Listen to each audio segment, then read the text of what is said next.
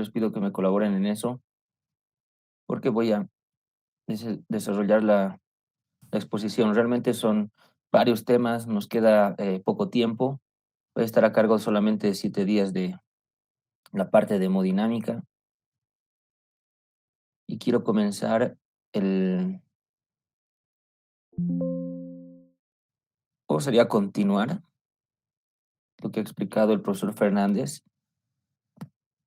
con algo que tal vez rompe el protocolo, ¿no? De rigor que tiene los índices de cualquier libro de fisiología, y quiero hablarles de la circulación fetal. Es un capítulo muy importante para poder entender realmente cuál es la circulación nuestra ahora, y es como biológicamente estamos nosotros preparados para eh, pasar de un fenotipo fetal a un fenotipo de un recién nacido y posteriormente pues ya a la circulación adulta. Bien, es el último que voy a poder admitir. Voy a compartir la pantalla y les pido por favor que me escriban o me respondan si es que estamos, si se escucha todo.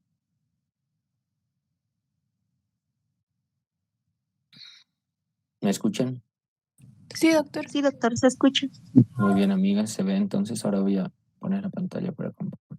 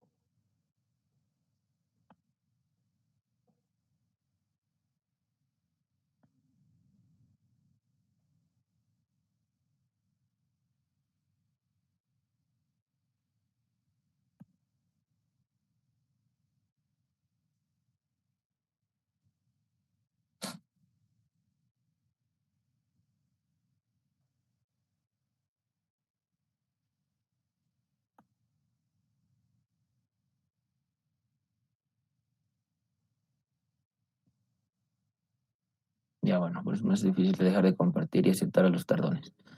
Bien, bueno, ustedes pueden ver eh, una sala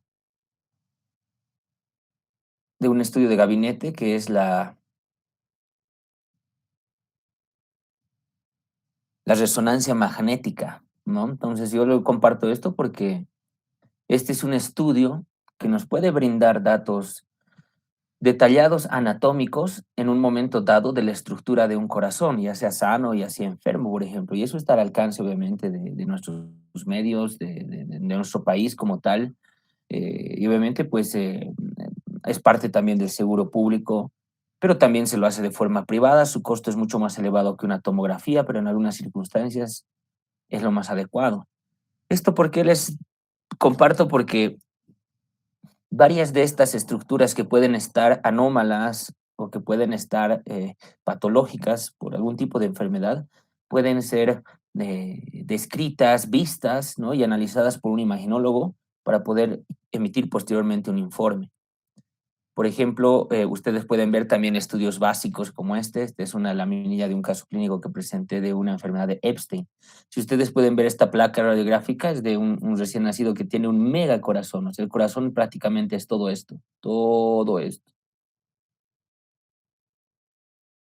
Y estamos hablando que es un corazón enfermito, es una anomalía de Epstein. Para el grado que tiene, realmente esto es incompatible con la vida. Se han hecho bastantes estudios, entre ellos la angiotomografía, por ejemplo. Miren ustedes, con la angiotomografía se puede pintar al corazón y podemos ver algunos de sus vasos, que en este caso son aberrantes, por eso es que no coincide con la anatomía que ustedes están habituados a ver. Miren, prácticamente todo esto es el corazón, en una reconstrucción en 3D, en un estudio de una tomografía, de una angiotomografía contrastada, obviamente, en el que pinta el corazón y hacen una reconstrucción en 3D. Entonces les muestro esto porque varios de los estudios que sirven para poder estudiar al corazón han pasado de la parte estática, que es como una radiografía simple, esta tomografía o esta resonancia magnética, a estudios dinámicos para ver el corazón en vivo. Y les voy a compartir también algunas imágenes posteriormente. No se olviden que todos nosotros en algún momento de nuestras vidas, digo así de nuestras vidas porque la vida comienza desde la concepción, hemos sido fetos.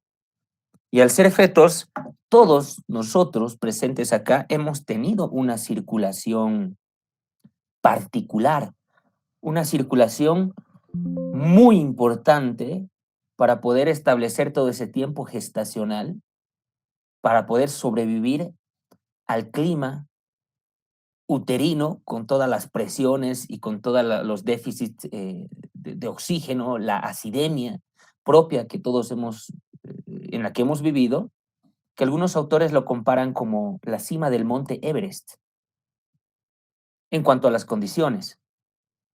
Entonces, el hecho de que ya seamos jóvenes, adultos, no le quita la importancia realmente a llevar este tema, para poder entender cómo era la circulación en esa etapa y cómo es la circulación ahora, que es la que vamos a ver a continuación después de haber estudiado el corazón como un órgano dinámico, no solamente como un corazón de 4 cámaras, un órgano músculo hueco, sino un corazón dinámico que se encarga de expeler, expeler, expeler como un motor todo el gasto cardíaco, ¿no? Todo ese fluido que es plasma y cuerpos figurados que condicionan pues a la circulación como tal. Entonces, esa circulación, tanto fetal, en un fenotipo fetal como ahora en un fenotipo ya de un recién nacido, pues tiene un nombre y se llama la circulación transicional. Y quiero empezar esto obviamente con una actualización para que vean que la fisiología siempre está en constante estudio, en constante actualización, para poder compartir datos de este acápite, de esta etapa en la que todos hemos trascendido, pero seguramente nos hemos olvidado. Y a mi criterio, muy despectivamente, los libros lo nombran como un capítulo en anexos, ¿no? Como circulación, como, sí, como otras circulaciones. Cuando realmente gracias a esta circulación es que estamos vivos en este momento y podemos participar de estas clases virtuales de fisiología. De lo contrario, pues si esta circulación hubiera sido insuficiente, estaríamos hablando de un paciente chocado, de un paciente con alguna cardiopatía, una insuficiencia circulatoria que tal vez hubiera condicionado incluso la muerte de muchos de nosotros. O tal vez algunos parientes que no han podido atravesar correctamente esta etapa, que es la etapa de transición de la vida fetal a la vida neonatal, y posteriormente pues el grupo etario pediátrico y el grupo etario adulto. Entonces, ¿qué es la circulación transicional?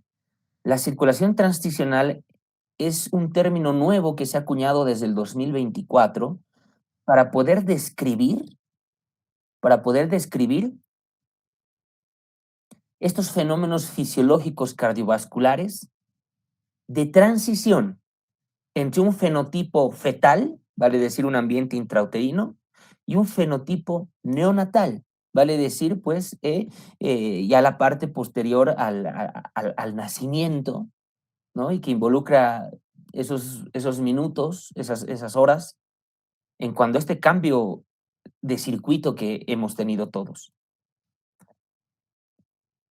Hay muchos cambios que los vamos a reconocer tanto en la precarga, que equivale al gasto cardíaco, a la descarga, que corresponde al inotropismo del corazón desde otro punto de vista funcional, y la poscarga, que hace alusión a la resistencia vascular periférica de los vasos, partiendo de que es muy difícil estudiar un corazón en movimiento y un corazón vivo, Y aquí es muy importante todos los fundamentos fisiológicos hasta el momento para poder entender esta circulación de tipo transicional. Vamos a ver imágenes de ecocardiografía, que son los que son instrumentos al pie del paciente que pueden ayudar a ver mediante flujos y ecos de los ultrasonidos la circulación en un momento dado. Realmente entender la insuficiencia circulatoria como desafío patológico más adelante sigue siendo un desafío porque si no conocemos la parte fisiológica de este grupo etario que era el grupo fetal, ¿no? Entre comillas, pues mucho menos vamos a entender las eventualidades patológicas que uno pasa después en cada grupo. Por ejemplo, la adaptación a la vida extuterina es un fenómeno que nosotros quizás o nuestro subconsciente ha decidido olvidar. Tal vez lo ha olvidado porque era un evento realmente estresante, más estresante, más estresante que el mismo trabajo de parto de una madre. La madre se acuerda del trabajo de parto, su subconsciente no lo ha borrado por seguridad. Sin embargo, tanto la muerte como el nacimiento son eventos que no se pueden describir in vivo o con relatos tal vez de retrospección, pero han sido eventos fisiológicos tan contundentes que han marcado un antes y un después. Ahora me remito al bebé que es ya recién nacido, puede ser obtenido por cesárea, puede ser obtenido por parto humanizado, por un parto natural, más conocido, y cualquiera de ellos hace que la adaptación pueda ser buena y pueda ser mala. En este caso, la adaptación a la vida extraterrina que vamos a evaluar en los siguientes minutos, con escalas pues protocolizadas que se conoce como APGAR al minuto, el APGAR a los 5 minutos, dificultad respiratoria con una escala de Silverman, va a calificar cuál ha sido esta adaptación a la vida extraterrina. Y esto dependerá mucho de la edad gestacional. No es lo mismo un bebé muy prematurito, ¿no? Muy prematurito que mal llamado 6 mesino, ¿no? Que para nosotros en semanas es 26 semanas de edad gestacional, por ejemplo, que un bebé que nace a los 9 meses. Estamos hablando de un bebé más de las 38 semanas. Las condiciones de la madre son muy importantes. La misma obesidad es un grupo de riesgo. Los extremos de la vida, una madre añosa, a partir de los 34 años, la mamá ya se considera mamá añosa, mamá de edad avanzada, es decir, mamá que tiene riesgo ese embarazo. Estamos hablando de 34 años. O los extremos de la vida, una madre adolescente, por ejemplo, o una madre niña, que en algunas veces nos ha tocado sobrellevar. El tipo de parto, desde luego, no es lo mismo un parto vaginal, fisiológico, que una cesárea electiva. Aquí empieza la selección del más fuerte. No todos los niños en la historia, en una cosmovisión ya más global de nuestra especie, no todos los niños por parto sobrevivían. La naturaleza se encargaba de seleccionar al más fuerte y siempre lo ha hecho así. A diferencia de la cesárea, que pues todos en su gran mayoría pueden sobrevivir porque al final 8 horas de trabajo intenso y estrés para poder nacer. Y obviamente otros factores de riesgo medioambientales, medicamentosos, enfermedades, que más adelante lo van a poder desglosar a detalle. Pero tenemos que entender que la misma naturaleza nos ha preparado para esta transición, el momento del nacimiento. Estamos preparados biológica y cronológicamente para cesar algunas derivaciones fetales, que ustedes ya han llevado esto en embriología, que las vamos a recordar y vamos a ver la utilidad de su función en esta vida. Esta circulación, esta circulación puede ser afectada por el pinzamiento del cordón. Bueno, no afectada, es decir, inicia desde el pinzamiento del cordón. El momento que nacemos, vean ustedes este cordón que nos conecta con la placenta de la madre, nuestra primera madre, hace que esta circulación cambie. Esta circulación cambie de un modo intrauterino a un modo extrauterino. Podemos decir que cambie de un modo fetal a modo recién nacido. Podemos decir que cambie de un modo eh, humano que vivía inmerso en líquido a modo humano que vive en esta atmósfera en la que todos conocemos. Porque este pensamiento tiene consigo aumento de la resistencia vascular sistémica, lo vamos a entender cómo, hace que se ventilen los pulmones, hace que se cierren las derivaciones fetales que las vamos a recordar que ya le han llevado en embriología, aumenta precarga en el bebé, es decir, aumenta su volemia, eh, inicia la circulación transicional que nosotros conocemos y obviamente pues para los especialistas que atienden a bebés, el manejo del cordón, pues, es un capítulo muy, muy, muy, muy aparte, con todas las ventajas que ya se han descrito hasta el momento.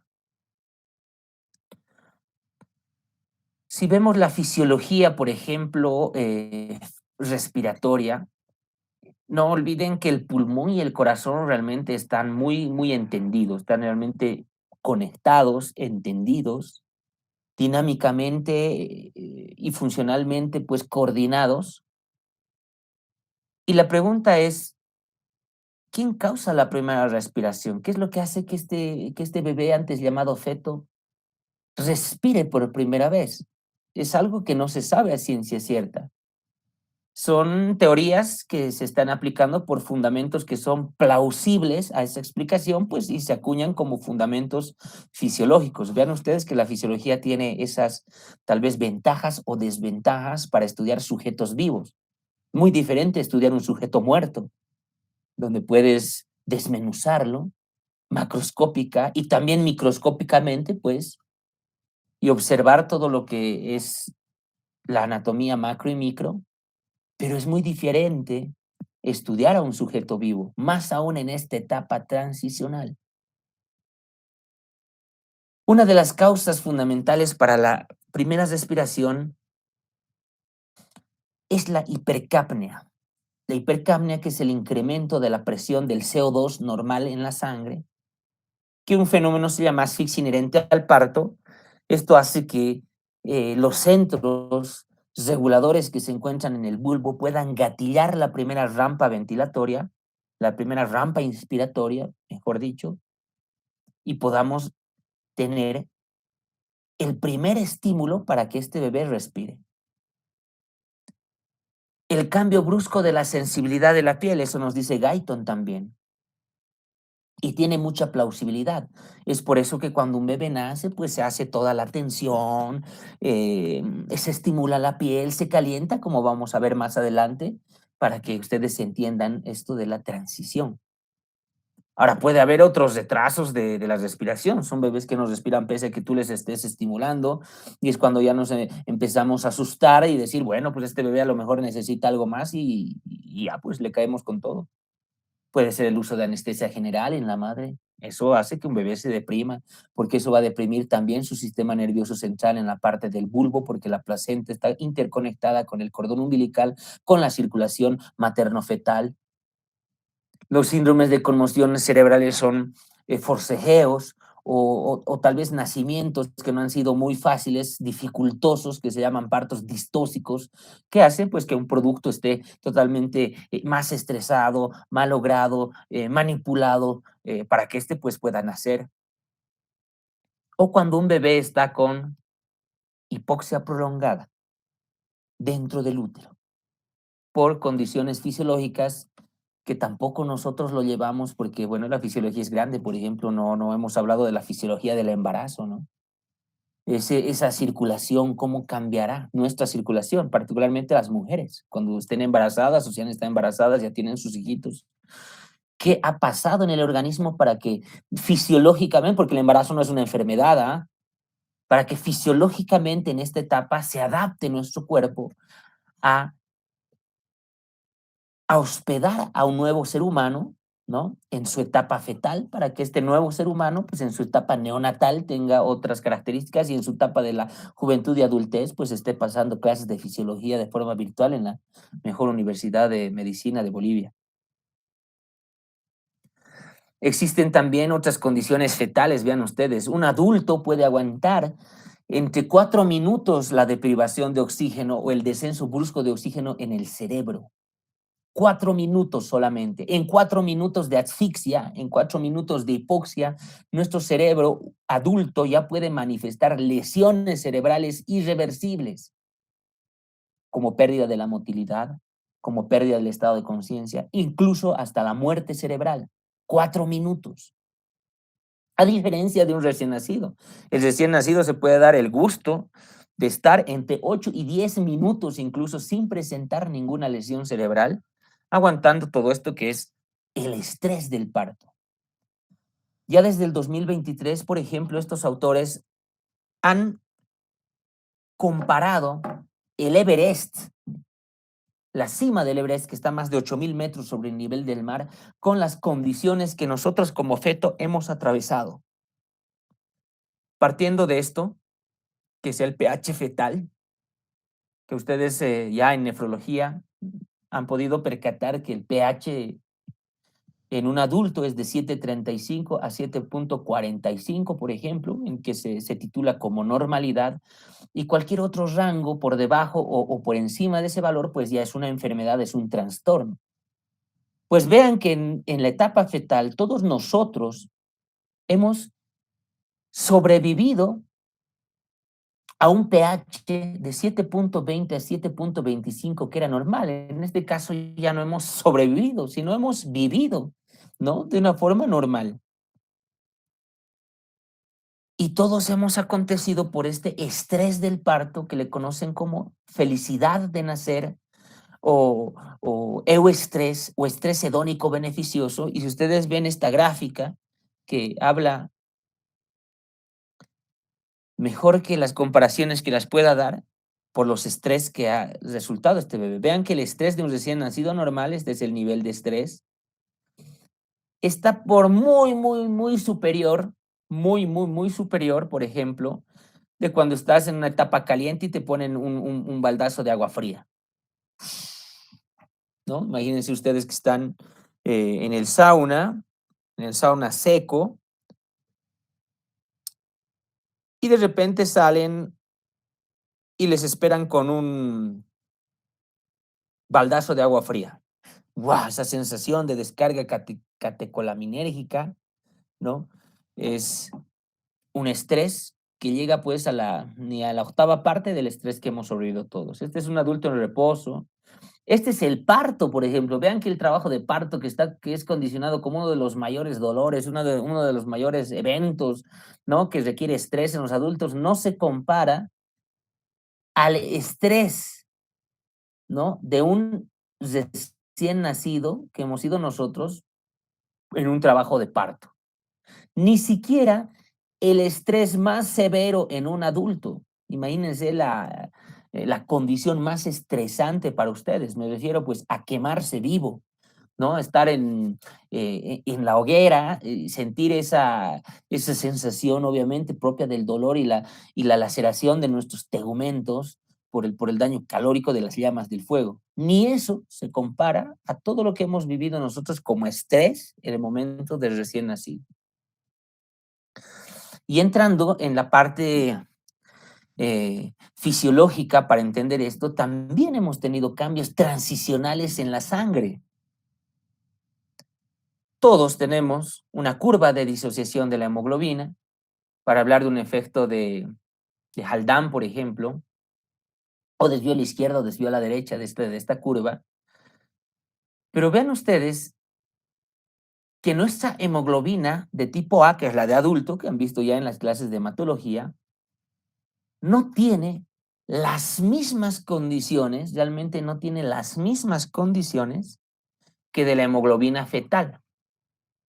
La hemoglobina fetal, si ven ustedes, tiene más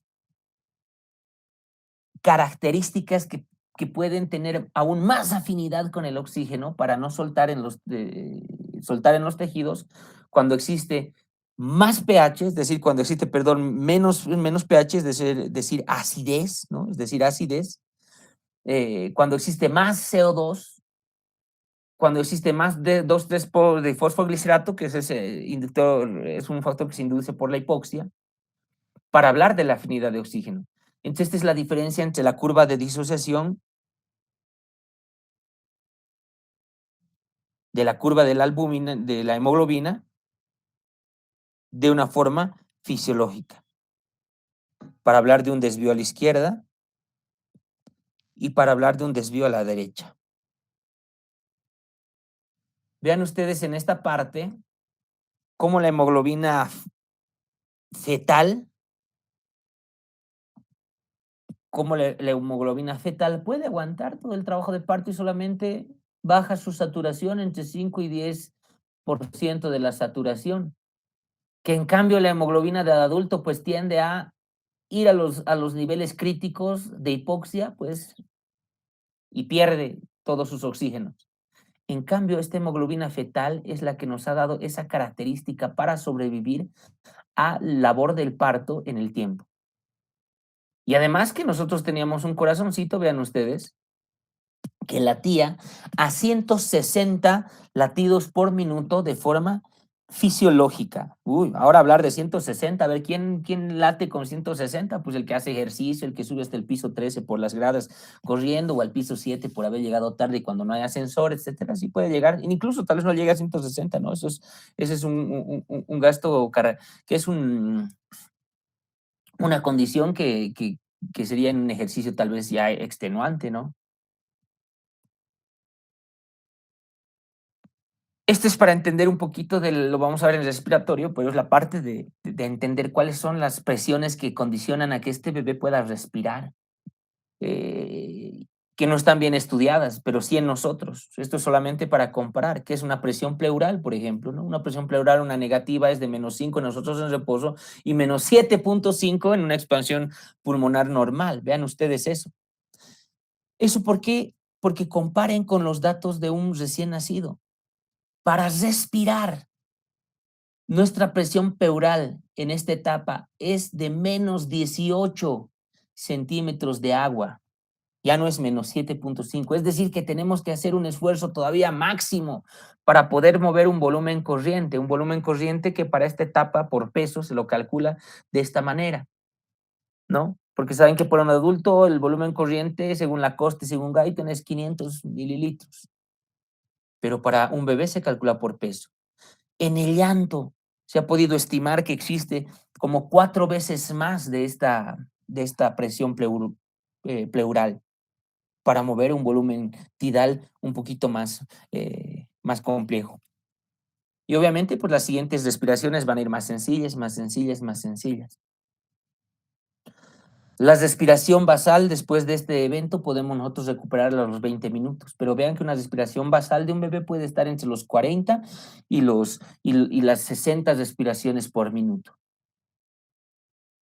Es decir, que a los 40 minutos ya el bebé está respirando en unas 50 veces por minuto. Ahora la pregunta es, ¿cuánto ventilamos nosotros por minuto? Es muy distinto los valores en cada grupo de vida que hemos tenido. Y esto más aún, pues si hablamos de un bebé prematuro, con el pulmón inmaduro, cuando no tenía sus neumocitos tipos 2, cuando no podía ser el surfactante, y ese pues ya es otro capítulo muy apasionante, muy grande, en esas condiciones de prematurez. Entonces, estas son las presiones que van a hacer el movimiento del pulmón. Pero ¿por qué tocamos el pulmón? Porque gracias a la ventilación pulmonar, vean ustedes, gracias a la ventilación pulmonar, gracias a que estos han intercambiado el CO2 por más oxígeno que no teníamos en la base fetal, hace que todos los vasos pulmonares puedan vasodilatarse. Y al tener más vasodilatación de estos pulmones, pues nuestro organismo va a poder empezar a funcionar de la forma que nosotros conocemos. Miren ustedes cómo los alveolos, al ser insuflados, oxigenan y vasodilatan gracias al oxígeno todos estos vasos pulmonares que más adelante van a vasodilatar a los vasos mayores del pulmón, vale decir, las arterias pulmonares y las venas pulmonares también, para que puedan ayudar a iniciar esta circulación de transición. Y esta circulación de transición es responsable del corazón. Vean que el corazón que ustedes vieron con el profesor Fernández, un corazón de adulto, pues algunas diferencias de un corazón fetal, por ejemplo. El corazón de un recién nacido que acaba de llamarse feto hace un minuto, ha sido sometido a la mayor descarga de estrés de toda la vida, como hemos podido ver, la mayor descarga de catecolaminas, en un término fisiológico, vale decir adrenalina y noradrenalina, de nuestras glándulas suprarrenales. Los músculos, los miocitos y todo nuestro organismo ha estado empapado en agua, es decir, que tenemos más agua, no tenemos más agua periférica o pericelular, y las fibras musculares, pues no es como la de un deportista olímpico, sino que estas fibras musculares son más delgadas, menos flexibles y con menos inotropismo. Y al ser menos flexibles, pues el reflejo de Frank Starling de la dilatación, que es del elongamiento de estas fibras para poder hacer una mejor contracción, pues no es aplicable de una forma tal vez óptima como el de un adulto. Y si ustedes ven la fórmula del gasto cardíaco, que es la frecuencia cardíaca por el volumen de eyección sistólica, un gasto cardíaco que lo han redondeado en 5 litros, pues ¿cuánto será el gasto cardíaco fetal y cuánto será el gasto cardíaco en esta etapa? Lo han podido estimar, midiendo obviamente, midiendo según el peso, el volumen del gasto cardíaco en el tiempo, en un minuto. Entonces, vean la maravilla de este corazón cuando cumple su trabajo diario, pues y si este corazón dejaría de hacer su trabajo en cualquier momento dado, pues se traduce en un paro cardíaco, asistolia, línea ti y muerte, obviamente. Entonces, ver la maravilla de este órgano hace pues que estos temas apasionen aún más. Entonces, ¿cuáles son las herramientas fisiológicas para poder estudiar todos estos fenómenos, no? Todos esos fenómenos que acabo yo de mencionarles. Está la espectroscopía de infrarrojo cercano, un IRS, que eso se lo puede, son sensores que ustedes pueden ver como, con un monitor que se los puede poner en el cerebro para estudiar la circulación cerebral, en el corazón, en los pulmones, en la circulación intestinal, hasta en los músculos durante el ejercicio o en reposo. Pueden medir las saturaciones de oxígeno, obviamente, en cualquier cambio de evento que sea necesario para estudiar.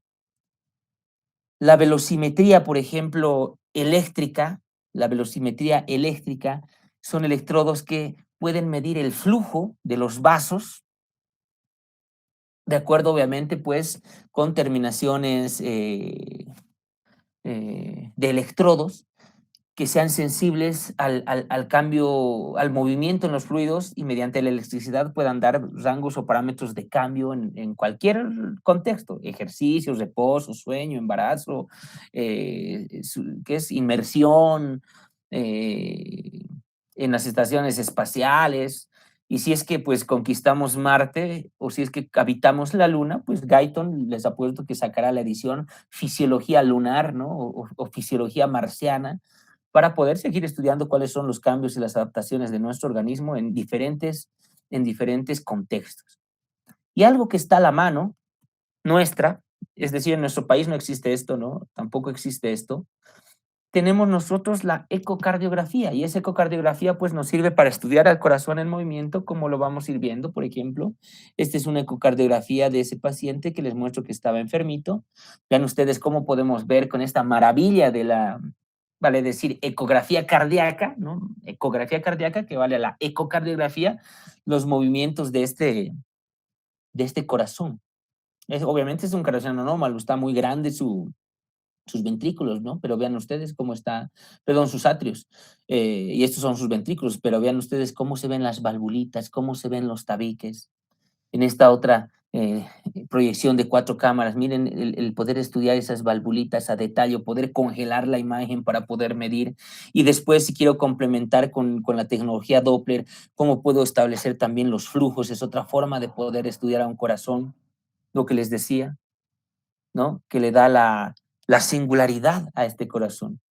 Bueno, si estuviéramos en clases presenciales, a lo mejor podíamos hacer así como el profesor Wilder Vilca ha realizado una ecografía renal, pues nosotros podíamos haber realizado también una ecografía funcional del corazón, solamente para identificar algunas estructuras del corazón que ustedes ya las conocen desde el punto de vista morfológico, pero que pues estudiar al corazón en vivo y obviamente pues indirectamente por el eco de los sonidos que se vuelven en imagen, pues se vuelve un poquito más, no difícil, sino un poquito realmente con tiene que ser un poquito más preciso, tenemos que ubicarnos ya en la posición y en lo que estamos viendo. Entonces, si ustedes ven esta circulación, es una circulación que todos hemos tenido, por la que todos hemos atravesado, por la que todos eh, hemos transicionado y tenemos que identificar algunas estructuras. Vean ustedes el famoso ductus arterioso, que ya se conoce como el ligamento arterioso solamente cuando ustedes lo ven en la anatomía de un adulto, por ejemplo, ¿no? Según Rubier. Pero esto era un vaso abierto y un vaso funcional que nos servía para un puente derivativo de la circulación fetal en su momento. Teníamos también el conducto venoso, que ya se conoce como ligamento venoso de Arancio, ¿no? En el hígado, son vestigios solamente los que vemos en el adulto, pero esto en el feto realmente pues era un puente, era un conducto que es en este caso arterioso, que servía, ya vamos a ver para qué, obviamente para derivar al máximo, ¿no? Es decir, como esos viaductos que hacen para evitar las trancaderas, ¿no? Por ejemplo, en la Plaza Baroa, esto que pusieron debajo del Parque Triangular, para que toda esta circulación evite toda esta congestión en ese momento del hígado y vaya directamente al corazón. Teníamos otros orificios, por ejemplo, como un orificio interauricular, que era el ostium secundum y el septum primum, que ustedes ven en embriología, que en este momento, cuando no están adosados, pues daban un paso, un atajo para esta circulación. Eso es anatómicamente lo que estamos viendo. Es necesario también que ustedes sepan que nuestro órgano de oxigenación en esta etapa no eran los pulmones. Los pulmones realmente estaban apachurrados, estaban ahí ahogados en líquido amniótico, cumpliendo una función, ni siquiera la función que tienen, que es la de oxigenar, estaban ahí todavía desarrollando para la etapa, para el fenotipo en el exterior del útero. Y nuestro único órgano de oxigenación, pues era nuestra placenta. Y realmente esta placenta que ha sido nuestra primera madre, ¿no? Y esta placenta que ha sido el órgano que nos dio la vida y que todos nosotros les rendimos homenaje a la placenta cada año cuando festejamos el cumpleaños. Esta placenta tiene forma de pastel, ¿no? De torta. Y el cordón umbilical que se ha roto, pues es la luz, es la vela que nosotros ponemos encima del pastel. Pues cada año nosotros conmemoramos a la placenta con nuestro pastel y al cordón umbilical que nos dio la luz de la vida, por eso es que se corta, ¿no? Y nosotros tenemos ahí la lucecita. Ahora, no es que si cumples 20 años, pues tienes 20 velas, ¿no? Eso ya es ya es un disparate, ¿no? Has tenido 20 cordones umbilicales, ¿no? Simplemente estás recordando cuántos años desde que te has separado de la placenta, vas festejando. Entonces, esta placenta era nuestro principal y único órgano de la oxigenación. Y vean la comparación de los gastos cardíacos. El gasto cardíaco del corazón solamente representa el 7% y miren el gasto cardíaco que puede manejar esta placenta. Realmente, pues, es una diferencia muy abismal. Y ya para entrar y posteriormente hacer una retroalimentación, les voy a contar el circuito de la circulación fetal. Vean ustedes. La sangre oxigenada de la placenta pasaba por la vena umbilical. Suena así como que la sangre oxigenada pasaba por una vena. Exacto. Y la sangre desoxigenada volvía por dos arterias umbilicales, ¿no? Es al revés. Entonces, esta vena umbilical pasaba por este viaducto para evitar a todo el hígado, porque el hígado también estaba así hipoperfundido, no se lo utiliza, estaba así como que con baja circulación, porque ahí no necesitas digerir ni nada, el hígado estaba ahí como que reposando. Entonces, este conducto hacía que evitemos la trancadera del hígado, de todo su sistema porta que ustedes conocen, y vaya directamente por las suprahepáticas a la cava inferior. Y esta sangre oxigenada, a su vez, se mezclaba, miren ustedes, con toda la sangre del cuerpo inferior del feto, que retornaba por la cava inferior, pero aquí tenían dos caminos distintos. La sangre oxigenada se pasa por el agujero de Bottal, el agujero oval, directamente a la aurícula izquierda y este va al ventrículo izquierdo, y la sangre desoxigenada que estaba aquí también mezclada, pues se pasaba solamente al ventrículo derecho. Entonces, ¿quién hacía esto? ¿Quién hacía esta maravilla de mover los flujos en la naturaleza? Lo vamos a ver mañana. Mañana voy a comentarles sobre la importancia, ¿no? Sobre la importancia de algunos vestigios anatómicos que teníamos en el corazón, como la cresta, ¿no? Como la cresta de la válvula de Eustaquio. Esa cresta de la válvula de Eustaquio, que es un vestigio solamente en nuestra aurícula, pues daba esa característica tan fabulosa de la división de dos flujos. Ahora, para que entiendan ustedes, división de dos flujos es como que en este momento hay dos cañerías de agua fría y agua caliente en el calefón, y yo tengo la particularidad de seleccionar solamente agua caliente por aquí, solamente agua fría por aquí, y en ningún momento se mezclan, en ningún momento pierde cada una su temperatura para lo que vaya a utilizar. ¡Qué maravilla! Ni los incas han podido hacer eso en todas sus estructuras que nosotros conocemos en nuestro territorio, pues la naturaleza nos va a dar esa sorpresa.